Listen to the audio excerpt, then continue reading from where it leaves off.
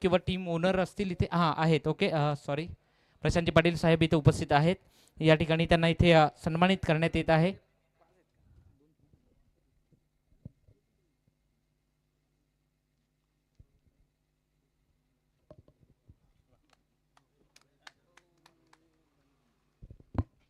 तदनंतर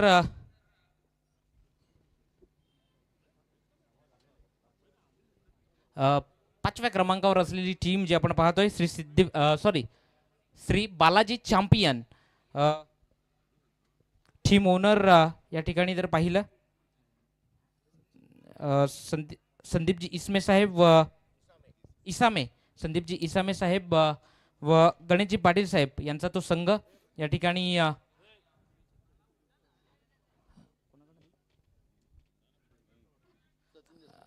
सचिनजी देसले साहेबांना विनंती करेन की या ठिकाणी ती ट्रॉफी देऊन श्री बालाजी चॅम्पियनचे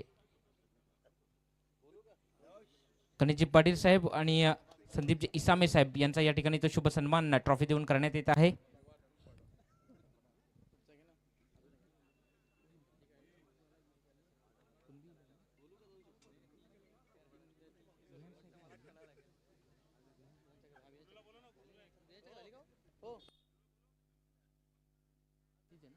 तर या ठिकाणी विहान स्ट्रायकरचे टीम ओनर मनोज वलटे, अथक मेहनत आहे खऱ्या अर्थानं. 4 दिवस आम्ही पाहतो खूप सारी मेहनत, मग संघमालक जरी असले तरी पाठीशी असणार आणि टीमला प्रमोट करण्याकरता आणि या पूर्ण स्पर्धेवर लक्ष ठेवून खऱ्या अर्थानं खूप सारी मेहनत घेतली जाते. ती मनोज वलटे त्यांचा या ठिकाणी टीम ओनर म्हणून मी हार्दिकजी पावडे यांना विनंती करतोय की त्यांचा ट्रॉफी देऊन या ठिकाणी मनोज वलटे यांचा शुभ सन्मान तो करायचा आहे. अथक मेहनत आणि खूप जास्त मेहनत खऱ्या अर्थानं. 4 दिवस पूर्ण लक्ष, कोणत्याही गोष्टीत कुठेच कमी पडू द्यायची नाही, हेच त्यांचं एक सर्व ठिकाणी लक्ष असतं आणि खूप मेहनत असते खऱ्या अर्थानं.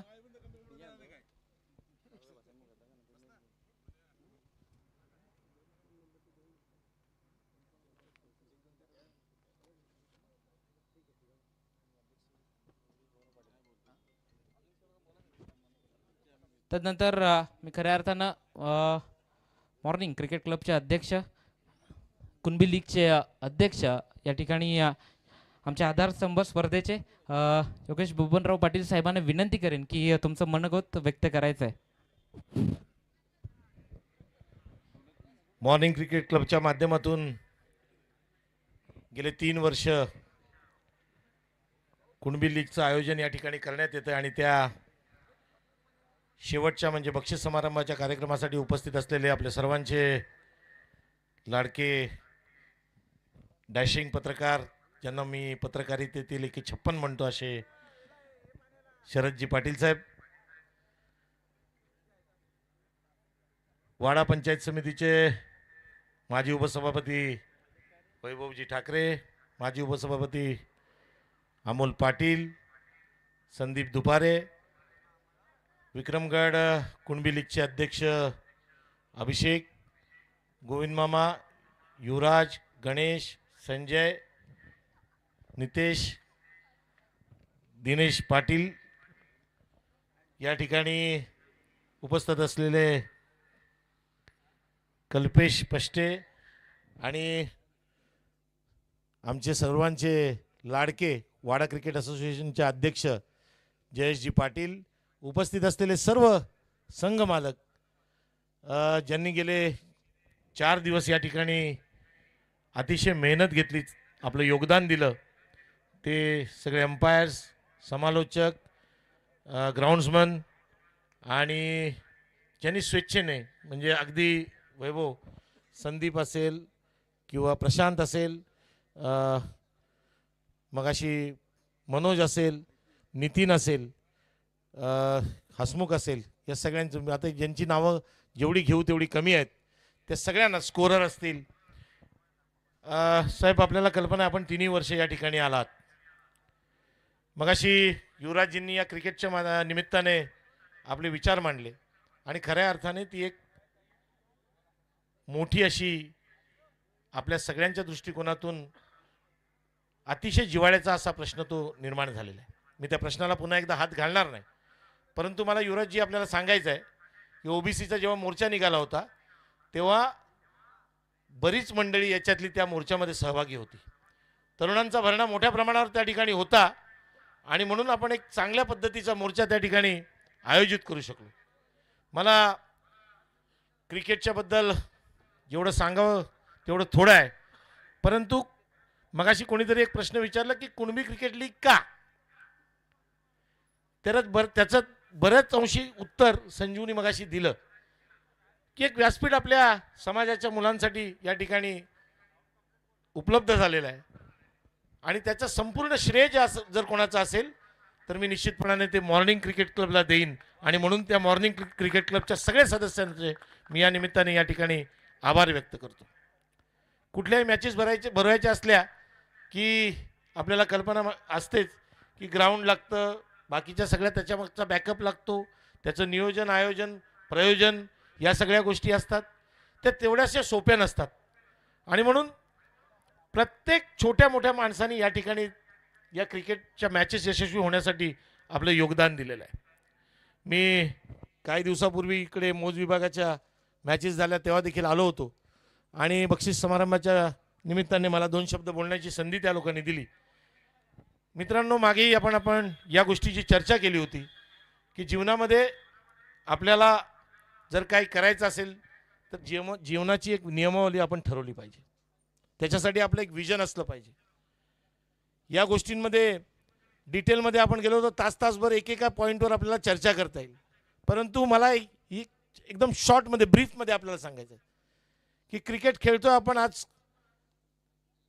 भारताच्या दृष्टिकोनातून क्रिकेट म्हणजे एक वेगळ्या प्रकारचं एक आपल्या सगळ्यांच्या दृष्टिकोनातून एक जिव्हाळ्याचा विषय झालेला आहे, परंतु त्याचबरोबरीने या टेनिसचे क्रिकेट बरोबरीने आपल्याला आपल्या जीवनाचं देखील एक विजन ठरवलं पाहिजे. ते विजन आपल्याला आणि ते ध्येय गाठत असताना आपल्याला ध्येय वेड व्हावं लागेल, त्याच्याशिवाय आपण प्रत्यक्ष जीवनामध्ये ते गाठू शकत नाही. आणि म्हणून आपण हे व्यासपीठ कुठल्या दिशेला नेतो हे अतिशय महत्त्वाचं आहे. क्रिकेट एक त्याला निमित्त आहे, परंतु खऱ्या अर्थाने आज मुलांना रोजगार आहे का, त्यांना 2 पैसे कमवण्याची कुठली संधी आहे का, त्यांना व्यवसायाच्या दृष्टिकोनातून आपण काय देऊ शकतो, त्यांना आपल्या पायावर उभं राहण्यासाठी आपण काय मदत करू शकतो, त्यांचं जीवनमान उंचवण्यासाठी आपल्याकडे काय योजना आहेत, या देखील या व्यासपीठाच्या माध्यमातून आपल्याला द्याव्या लागतील. तेव्हा खऱ्या अर्थाने ह्या ज्या काय आपण क्रिकेटच्या मॅचेस या ठिकाणी भरवतो त्या यशस्वी झाल्या असं म्हणतायला कुठल्याही प्रकारचा वाव म्हणजे हरकत नसेल. आणि म्हणून भविष्यामध्ये त्याच दृष्टिकोनातून आपल्याला निश्चितपणाने प्रयत्न करावे लागतील. आज आपण मुंबईच्या अगदी जवळ आहोत, परंतु तरी देखील आपण वंचित आहोत. मुंबईच्या जवळ असताना देखील आपल्याला ज्या पद्धतीने आपल्याला व्यवसायाच्या संधी, आपल्याला नोकरीच्या संधी, मगाशी युवराजजींनी सांगितलं सरकारी नोकरी हा विषय जवळजवळ संपुष्टात आला होता, पण त्यांच्यासारख्या काही लोकांनी त्या ठिकाणी अगदी दिल्लीच्या सुप्रीम कोर्टापर्यंत लढाई लढली आणि आज पुन्हा एकदा तो विषय जिवंत करण्याचा त्यांचा प्रयत्न आहे. आपल्याला या गोष्टींसाठी कुठेतरी एकत्र यावं लागेल, ही शक्ती आपल्याला एकवटावायला लागेल आणि त्याच्याशिवाय हा लढा आपल्याला यशस्वी करता येणार नाही. कुठलाही लढा द्यायचा असेल तर जशी संख्येची गरज असते तशी आर्थिक काही गोष्टींची देखील गरज असते, ती देखील आपल्याला उभं करण्याची गरज आहे. आपले काही वकील आहेत ते तिकडे भांडतायत, प्रत्येक तारखेला काय त्यांची ससे ओलपट होते ते सगळं गोळा करून द्यायला, हे मी स्वतः त्या ठिकाणी बघितलेलं आहे. आणि म्हणून त्याच्या दृष्टिकोनातून आपण कुठे कॉन्ट्रीब्यूट होऊ शकतो का, हा देखील आपल्याला विचार त्या ठिकाणी करावा लागेल. आज बाकीचे मैदानी खेळ तर कुठे आता नसल्यात जमा झालेले आहेत. आज आपले जे देशाचे म्हणजे राष्ट्राचे जे आपले खेळ आहेत, कबड्डी असेल, खो खो असेल, खो खो तर कुठे दिसतच नाही. अलीकडच्या काळामध्ये कबड्डीचंही कुठे काय मला जास्त फारसं 2-4 गाव सोडले तर वैभव कुठे बघायला मिळत नाही. या मैदानी खेळांना देखील आपल्याला वाव देण्याची गरज आहे. त्याच्यासाठी देखील आपल्याला एक व्यासपीठ अशा पद्धतीचं तयार करावं लागेल. आपला वाडा कला क्रीडा महोत्सव असायचा साहेब, आपण त्या ठिकाणी या सर्व खेळाडूंना त्या ठिकाणी वाव देण्याचा प्रयत्न करायचो, परंतु अलीकडच्या काळामध्ये ते शक्य होत नाही. भविष्यात आपल्याला ते पुन्हा सुरू करण्याचा आमचा प्रयत्न आहे. जर आपण सगळ्या लोकांनी त्या ठिकाणी साथ दिली तर निश्चितपणाने ते देखील आपण त्या ठिकाणी पुन्हा एकदा सुरू करू शकतो आणि आपल्या मागच्या पिढीला त्याच्यामध्ये कुठेतरी वाव त्या दृष्टिकोनातून मिळू शकतो. या देखील गोष्टीचं भान आपल्याला या निमित्ताने ठेवावं लागणार आहे. अलीकडच्या काळामध्ये मोबाईलचं फार वेळ आलंय. म्हणजे त्या मोबाईलवर एवढे लोक आपले बांधलेले असतात. म्हणजे मला फक्त मोबाईलच नाही सांगायचं तर एकंदरीत व्यसनाधीनता हे मोबाईल देखील एक व्यसनच आहे. सकाळी उठलो की पहिले मोबाईल आपण हातामध्ये घेतो आणि रात्री झोपे म्हणजे अगदी डोळा लागेपर्यंत ते मोबाईलच्या मागे असतो. आणि त्याच्यामुळे आपल्या स्वास्थ्यावर आपल्या बाकीच्या शरीरावर बरेच वाईट परिणाम देखील होतात. मी व्यसनाची गोष्ट काढली मगाशी, कोणीतरी बोलता बोलता सांगितलं पुढचा कार्यक्रम, म्हणजे पुढचा कुठला चुकीचा कार्यक्रम नाही, आपल्याला नीट घरी जायचं आहे, यो कार्यक्रम त्यांनी सांगितला. व्यसनाधीनतेकडून आपण कुठेतरी बाजूला गेलो पाहिजे. अलीकडच्या काळामध्ये व्यसनाधीनता मोठ्या प्रमाणावर आपल्याला फोफावताना बघायला मिळते.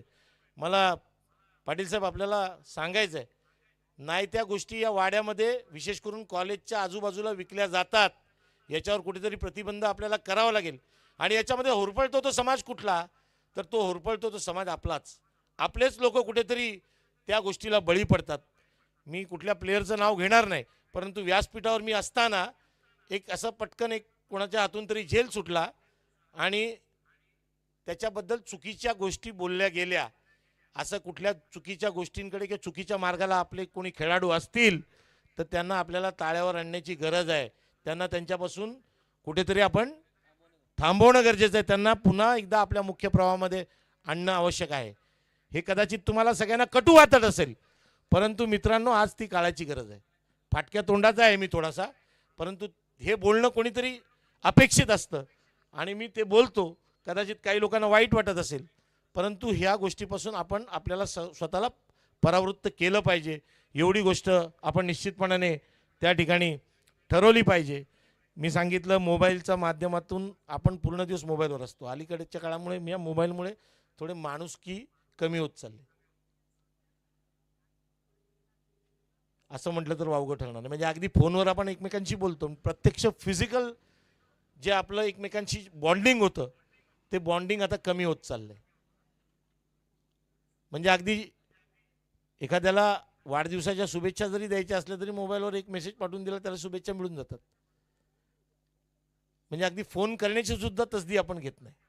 तो जेवढा उपयोगाचा आहे तेवढाच तो घातक देखील आहे. आणि म्हणून याच्या माध्यमातून पण बऱ्याच गोष्टी आपल्यापर्यंत पोचतात. मी जे मगाशी सांगितलं की व्यसनाधीनतेचा विषय, त्याला कारणीभूत पण हेच आहे. कुठली गोष्ट कुठे मिळते ना हे मोबाईलच्या माध्यमातूनच लोकांना कळते. या गोष्टी थांबल्या पाहिजेत. आणि म्हणून एक सशक्त अशी या ठिकाणी आपल्या तरुणांची एक संघटना याच्या माध्यमातून तयार झालेली आहे असं म्हटलं तर वावगं ठरणार नाही. आणि म्हणून पुन्हा एकदा मला मॉर्निंग क्रिकेट क्लबच्या सर्व सभासदांना निश्चितपणाने धन्यवाद द्यायचे आहेत. हा एक तुम्ही जो या ठिकाणी उपक्रम हाती घेतला आहे, असे अनेक सामाजिक उपक्रम आपल्या माध्यमातून हाती घेता येतील अमोलजी, आलं का लक्षात, ज्याच्या माध्यमातून ह्याच तरुणाईला आपल्याला एक दिशा देता येईल. त्यांच्यामध्ये जे काही टॅलेंट असेल त्याला कुठेतरी ट्रिगर करता येईल. आणि ती आज खऱ्या अर्थाने गरज आहे. आम्ही आज भाषण करू, परत पुढच्या वर्षीच येऊ तुम्हाला भाषण तुम्हाला ऐकायचं असेल तर त्याच वेळेस आम्ही भाषण करू. परंतु ही खऱ्या अर्थाने ही कंटिन्युअस प्रोसेस आहे. ती प्रोसेस आपल्याला फॉलो करावी लागेल. मला कल्पना आहे त्याच्यासाठी तुम्हाला थोडासा संघर्ष करावा लागेल, थोडासा त्रास सहन करावा लागेल, थोड्याशा पदरमोड देखील करावी लागेल. तुम्ही ते करताच आहात, परंतु त्याला काही इलाज नाही. थोडीशी चांगली आपल्याकडे शरद पाटील साहेब आहेत, युवराज ठाकरे आहेत, अशी सगळी चांगली मंडळी आहेत या ठिकाणी. त्यांच्या माध्यमातून निश्चितपणाने तुम्हाला सहकार्य लाभेल. एवढीच या निमित्ताने या स्पर्धेच्या निमित्त आपल्याकडनं सगळ्यांकडनं अपेक्षा बाळगतो. मी जास्त वेळ आपला घेतला. खऱ्या अर्थाने विक्रमगड तालुक्यावाल्यांनी देखील यावर्षी मला कल्पना आहे तुम्ही टाळ्या वाजवायला लावल्यात, म्हणजे तू आता थांब असं सांगताय तुम्ही मला, हे तुम्ही मला दर्शवताय, मला याची पूर्ण जाणीव आहे. कारण काय तुमच्या वयात जेव्हा मी होतो ना मी पण तसाच होतो. तर विक्रमगड तालुक्यामध्ये शिवजयंतीच्या दिवशी मला वाटतं त्या ठिकाणी कुणबी लीगला सुरुवात होणार आहे आणि त्याच्यामध्ये वाडे तालुक्याला देखील यावर्षी त्यांनी सहभागी करून घेतलं. मी पुन्हा त्यांना धन्यवाद देईन आणि त्यांच्या या निर्णयाचं स्वागत करेन. अभिषेक, धन्यवाद तुम्हाला सगळ्यांनाच. मला या ठिकाणी खरं तर मी मागे सांगितलं प्रोटोकॉल तोडून मला पुन्हा एकदा बोलण्याची संधी दिली त्याबद्दल मी सर्वांचे या ठिकाणी आभार व्यक्त करतो आणि इथेच थांबतो. जय हिंद, जय महाराष्ट्र. धन्यवाद.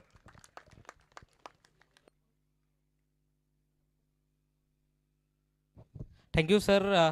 तदनंतर मी जातोय सन्मानाकडे. जिथे आपण पाहिलं तर या स्पर्धेकरता जी स्पर्धा आपण जी पाहिली सावली क्रिएशनच्या माध्यमातून जी लाईव्ह स्पर्धा खऱ्या अर्थानं पाहिली त्यांचा या ठिकाणी शुभ सन्मान केला जाईल. शुभ सावली क्रिएशनचे एक प्रतिनिधी यायचं आहे या ठिकाणी तो शुभ सन्मान या ठिकाणी केला जाईल.